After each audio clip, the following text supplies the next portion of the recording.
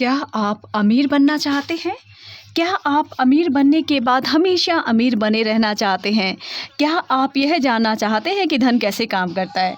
क्या आप पैसों के साथ अपने बिहेवियर को समझना चाहते हैं?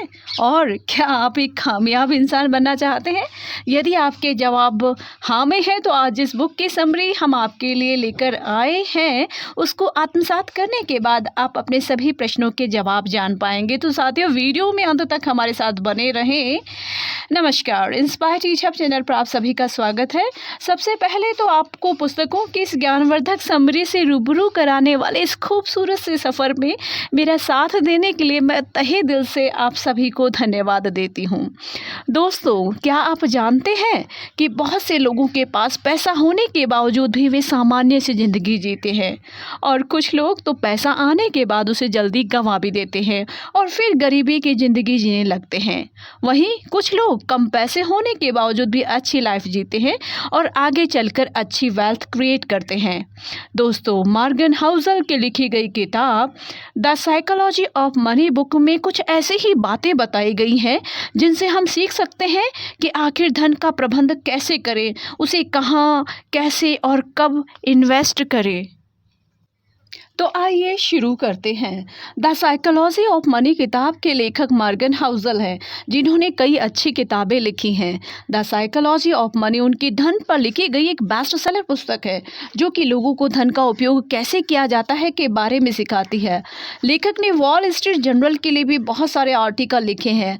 लेखक ने बहुत सारे चैप्टर्स के माध्यम से लोगों को इस पुस्तक में धन संबंधी शिक्षा देने का प्रयास किया है। साथियों, आज हम उनमें से कुछ मुख्य 4 चैप्टर आपके साथ लेके आए हैं, जो कि हम आज आपके साथ यहाँ शेयर करेंगे। सबसे पहले चैप्टर का नाम है भाग्य और जोखिम। दूसरे चैप्टर का नाम है कोई पागल नहीं। तीसरे चैप्टर का नाम है कभी पर्याप्त नहीं। और चौथा जो चैप्टर है वह कंपाउंडिंग से संबंधित है।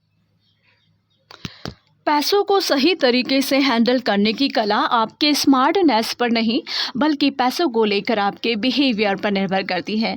कभी कभी आपने देखा होगा कि एक जीनियस भी पैसों को गंवा देता है, और वहीं कभी कभी एक ऑर्डिनरी इंसान भी पैसों से वेल्थी बन सकता है।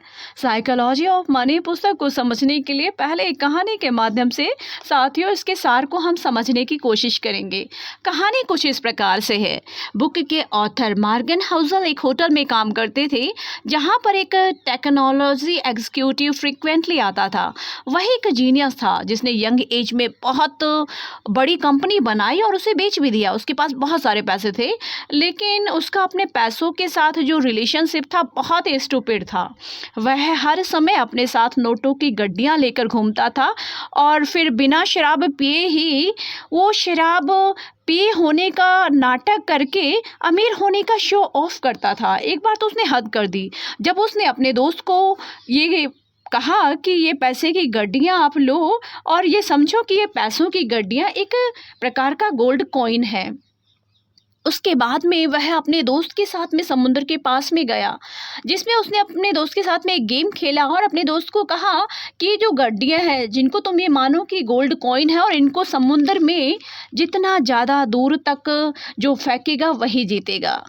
पैसों के साथ ऐसा बेहुदा व्यवहार, और वो भी सिर्फ मस्ती के लिए। अब आप सोच रहे होंगे कि उसका यह बिहेवियर जो है आखिर कितने समय तक चला होगा। साथियों, ऑब्वियस सी बात है कि बहुत ज़्यादा लंबा नहीं। ऑथर बताते हैं कि उन्हें कुछ सालों के बाद में पता चला कि कैसे वह बैंकरप्ट हो गया। इस कहानी के साथ एक ऑथर एक और इंसान की कहानी बताते हैं, जिसका नाम रोनाल्ड जेम्स था। वह एक साधारण अमेरिका गांव से बिलोंग करने वाला एक सफाई कर्मचारी था। यह साधारण आदमी 92 साल की उम्र में मरा तो देश विदेश के अखबारों में उसकी चर्चा हुई। चर्चा इसलिए हुई क्योंकि मरने के समय उसकी नेट वर्थ 58 करोड़ रुपए थी। अब एक साधारण अमेरिका के गाँव से बिलोंग करने वाले सफाई कर्मचारी के पास आखिर इतने पैसे कहाँ से आए? जब इसका पता लगाया गया तो पता चला कि उसने कोई लॉटरी नहीं जीती थी। वह तो एक साधारण जीवन जीता था। जितने पैसे बचा सकता था उसे ब्लू चिप कंपनी के स्टॉक में लगाकर वह भूल जाता था। फिर कई दशकों के बाद कंपाउंडिंग के पावर ने उसकी छोटी छोटी इन्वेस्टमेंट को इतना बड़ा नेटवर्थ बना दिया। ऑथर टेक्नोलॉजी एग्जीक्यूटिव और सफाई कर्मचारी को कंपेयर करते हुए बताते हैं कि कैसे जीवन में बहुत सारा पैसा कमाना और फिर उसे बनाए रखने के लिए किसी टेक्निकल नॉलेज की ज़रूरत नहीं है। आप पैसे के साथ कैसे बिहेव करते हैं इसकी ज़रूरत है। पैसा कमाने की कला एक सॉफ्ट स्किल है। कोई भी इंसान सीख कर फाइनेंशियली सक्सेस पा सकता है। एक टेक्नोलॉजी एग्जीक्यूटिव जीनियस होने के बाद बैंकक्रप्ट हो जाता है और वहीं दूसरी ओर एक सफाई कर्मचारी ज़्यादा पढ़ा लिखा न होने के बावजूद भी करोड़पति बन जाता है। साथियों, आप शुरू करते हैं चैप्टर फर्स्ट के बारे में, जिसका नाम है कोई पागल नहीं है, no one cry. Other example देते हैं एक लॉटरी टिकट का। वो कहते हैं कि जो अमेरिकन जनता होती है वो मूवीज़, वीडियो गेम्स, म्यूज़िक और स्पोर्टिंग इवेंट और बुक्स कंबाइंड अमाउंट से ज़्यादा लॉटरी टिकट खरीदने में खर्च करते हैं। आपको यह जानकर हैरानी होगी कि ज़्यादातर लॉटरी टिकट कौन खरीदता है? न अमीर न मिडिल क्लास, बस गरीब लोग, जो इतने गरीब हैं जिन्हें अगर इमरजेंसी हो जाए तो 30 से 35 हज़ार रुपये वो अरेंज नहीं कर सकते। ऐसे गरीब लोग वहाँ पर सालाना 30 से 35 हज़ार रुपये के लॉटरी टिकट खरीद लेते हैं। What financial sense does it make? ऐसा क्या फाइनेंशियल सेंस लॉटरी टिकट खरीदने का बनता है, और वह वैसा जो कि इमरजेंसी के समय उनके काम आ सकता है, उससे वह लॉटरी टिकट खरीद लेते हैं। क्या यह फाइनेंशियल डिसीज़न आपको सही लगता है? मुझे पता है कि आप यही कहेंगे कि नहीं, यह क्रेजीनेस है, लेकिन जो आपको और हमको क्रेजी लगता है वह गरीब आदमी के लिए रेशनल और वाइज डिसीज़न है। कैसे? नहीं समझे? उसके लिए ऑथर बताते हैं कि गरीब आदमी की सोच के बारे में वो बताते हैं कि गरीब आदमी जो लॉटरी खरीदता है तो वो ये कहते हैं कि हम लोग जो महीने में कमाते हैं उससे ज़्यादा तो खर्च हो जाता है, सेविंग्स की तो कोई पॉसिबिलिटी ही नहीं होती है। लॉटरी खरीदते हुए हमें लगता है कि हम सपनों को सच करने के लिए पैसे दे रहे हैं। आपको यह क्रेजी लगेगा क्योंकि जो हमारे लिए सपना है वह बहुत से लोगों को आसानी से मिला हुआ है। आप में से बहुत से लोग उसकी वैल्यू भी नहीं करते। इस कहानी और एग्जाम्पल के माध्यम से ऑथर बताते हैं, गरीब हो या फिर मिडिल क्लास या रिच, ज़्यादातर मनी रिलेटेड डिसीज़न या फाइनेंशियल डिसीज़न एक्सेल की शीट पर वर्किंग करके नहीं, बल्कि इंसान के अपने इंडिविजुअल सर्कमस्टेंस और इमोशन से प्रभावित होकर लेता है। साथियों, हो सकता है कि जो मैं डिसीज़न लूँगी वह आपको क्रेजी लग सकता है और जो आप डिसीज़न ले वह मुझे क्रेजी लग सकता है।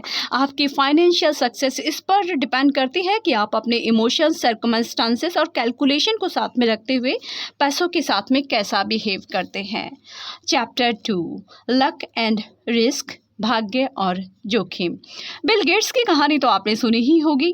बिल गेट्स साल 1968 में जब एक स्कूल में पढ़ते थे तो उसी समय पूरी दुनिया में 30 करोड़ सिमिलर स्टूडेंट थे जो हाई स्कूल में पढ़ते थे। लेकिन पूरी दुनिया में द लेक साइड स्कूल कुछ ऐसे स्कूलों में से एक था जिसमें उस समय कंप्यूटर का एक्सेस मिला हुआ था।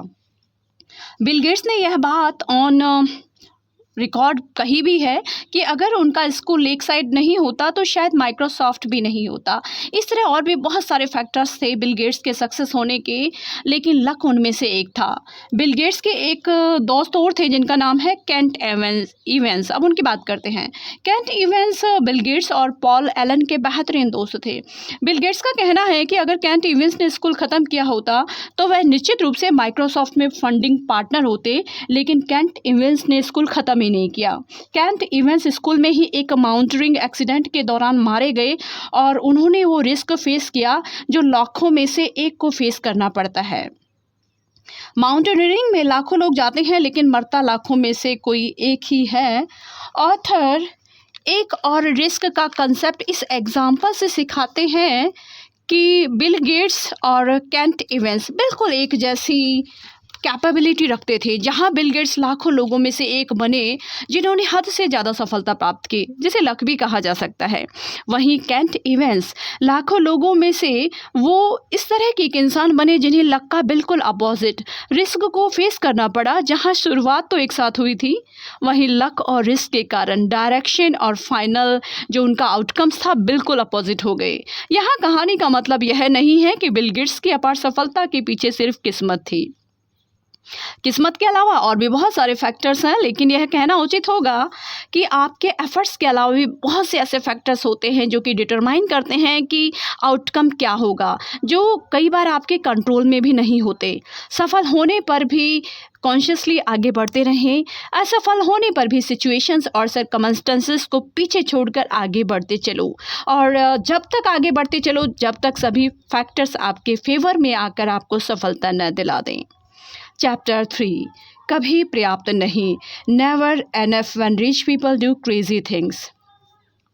मनी से रिलेटेड तीसरी सॉफ्ट स्किल्स को बताने के लिए ऑथर रजत गुप्ता का एग्जाम्पल देते हैं, जिनका जन्म कोलकाता में हुआ और जो कि एक अनाथ थे। ऐसी सरकमस्टेंस में रहने के बावजूद 40 साल की उम्र में रजत गुप्ता दुनिया की सबसे प्रेस्टिजियस कंसल्टिंग फर्म मैककिन्जी के सीईओ बने। इसके अलावा वे बहुत सारे इन्फ्लुएंशियल रोल में भी वह रहे। साल 2008 में उनकी नेटवर्थ करीब $100 मिलियन थी। उतना पैसा उन्होंने इकट्ठा कर लिया कि अगर पैसों को बैंक में रख कर उसकी इंटरेस्ट इनकम भी आए तो 50,000 रुपये प्रति घंटे बिना कुछ किए कमाए जा सकते हैं, वो भी 24 घंटे हर रोज़। लेकिन यह भी उनके लिए काफ़ी नहीं था। वह करोड़पति से बहुत ही डेस्परेटली अरबपति बनना चाहते थे। उस समय वो गोल्डमैन सच, जो दुनिया की सबसे बड़ी इन्वेस्टमेंट बैंकिंग कंपनी थी, उसके बोर्ड ऑफ डायरेक्टर में शामिल हुए। अपने अरबपति बनने के डेस्परेशंस में इतनी वेल्थ होने के बावजूद भी उन्होंने सेटिस्फैक्शन न होने के कारण ऐसा काम किया जिसने उनके इतने सालों की रेपुटेशन को मिट्टी में मिला दिया। उन्हें इनसाइडर ट्रेडिंग के गुनाह के लिए दोषी पाया गया। दोषी करार होने के बाद उन्हें जेल जाना पड़ा। इनसाइडर ट्रेडिंग, जिसका मतलब था कि ऐसी इंफॉर्मेशन जो कि उन्हें बोर्ड मीटिंग में मिलती थी, जो कि कॉन्फिडेंशियली होती थी और उसे उन्होंने अपने फाइनेंशियल गेन के लिए बेचा। ऐसे बहुत सारे लोगों के साथ यह प्रॉब्लम होती है। एक फाइनेंशियल गोल अचीव करने के बाद वह दूसरा फाइनेंशियल गोल अचीव करना चाहते हैं। लखपति से करोड़पति और फिर अरबपति, कुछ भी उनके लिए एनफ नहीं होता है। यह एनफ शब्द बहुत मायने रखता है। यह बताता है कि इंसान को फाइनेंशियली एक गोल बनाना चाहिए, एक ऐसा गोल जिसमें आपकी सभी नीड्स और रीजनेबल वांट्स पूरी हो सकें। इसके बाद तो सब लालच है जो आपका पीस ऑफ माइंड खराब कर सकता है। तो सबसे ज़रूरी फाइनेंशियल स्किल है कि आप एनएफ की डेफिनेशन ज़रूर बनाएं, उसके बाद रुक जाएं। पैसे से ज़्यादा अपने परिवार और अपने सुख शांति को ज़्यादा महत्व दें। Chapter 4, compounding. वॉरेन बफेट ने इतना मैसिव वेल्थ कैसे बनाया, इसके ऊपर लगभग 2000 किताबें लिखी जा चुकी हैं। अगर उन किताबों की समरी देखें तो हम एक लाइन में उनको कंक्लूड कर सकते हैं और हम ये कह सकते हैं कि this guy has been investing consistently for 3/4 of century. Warren Buffett stock में तब से इन्वेस्ट कर रहे हैं जब वह बच्चे थे। आपको यह जानकर हैरानी होगी कि उनकी $86.5 बिलियन की नेटवर्थ है, जिसमें से उन्होंने $81.5 बिलियन की नेटवर्थ अपने रिटायरमेंट एज मतलब कि 60 साल के बाद इकट्ठी की है। नो डाउट वॉरेन बफेट एक फिनोमिनल इन्वेस्टर हैं। लेकिन सबसे ज़रूरी बात यह है कि वह 75 साल से कंसिस्टेंटली इन्वेस्ट कर रहे हैं। जितना इम्पोर्टेंस उनकी स्किल को देना चाहिए उतना, या यूँ कहें साथियों कि उससे ज़्यादा इम्पोर्टेंस उनके टाइम को भी देना चाहिए। यहाँ पर ऑथर जो है एक एग्जांपल देते हैं जिसमें वो कंपेयर करते हैं वॉरेन बफेट को एक साधारण इंसान से। लेखक बताते हैं कि वॉरेन बफेट ने 10 साल की उम्र में इन्वेस्ट करना शुरू कर दिया था। जब वे 30 साल के थे तब उनकी नेटवर्थ $9.3 मिलियन थी। वहीं एक साधारण इंसान जो कि नॉर्मली 20 साल तक पढ़ाई करता है, उसके बाद 30 साल तक वर्ल्ड एक्सप्लोर करता है और अपना पैशन एक्सप्लोर करता है, उसकी नेटवर्थ 30 साल की उम्र में मात्र $25,000 होगी, क्योंकि उसने अपनी सेविंग और इन्वेस्टमेंट शुरू ही नहीं की। अब अगर वह इस पॉइंट पर इन्वेस्ट करना शुरू करता है, वह 60 साल की उम्र तक 22% रिटर्न कमाता है। वह साधारण इंसान है तो 60 साल की उम्र में रिटायरमेंट ले लेता है और फिर इन्वेस्टिंग बंद कर देता है। तो प्रेजेंट टाइम में उसकी जो नेटवर्थ है 11.9 मिलियन डॉलर होगी। वहीं वॉरेन बफेट की जो नेटवर्थ है 86.5 मिलियन डॉलर है। उनकी नेटवर्थ वॉरेन बफेट की नेटवर्थ से 99% कम है। यदि सिंपल शब्दों में कहा जाए तो साथियों हम कह सकते हैं कि वॉरेन बफेट की कामयाबी का जो सबसे बड़ा कारण है वह है उनका बहुत छोटी उम्र में इन्वेस्टमेंट करना। उम्मीद करती हूँ साथियों इस बुक की समरी आज आपको पसंद आई होगी और इसको समझने के बाद में आपको आपके इन्वेस्टमेंट और आपके खर्च करने के जो फैसले होते हैं उनको लेने में मदद मिल सकती है। आप अपनी भावनाओं के प्रति सजग रहकर दीर्घावधि पर ध्यान केंद्रित करके और खुद के प्रति ईमानदार रहकर आप उन बाधाओं को दूर कर सकते हैं जो आपको अपने वित्तीय लक्ष्यों को प्राप्त करने से रोकती हैं।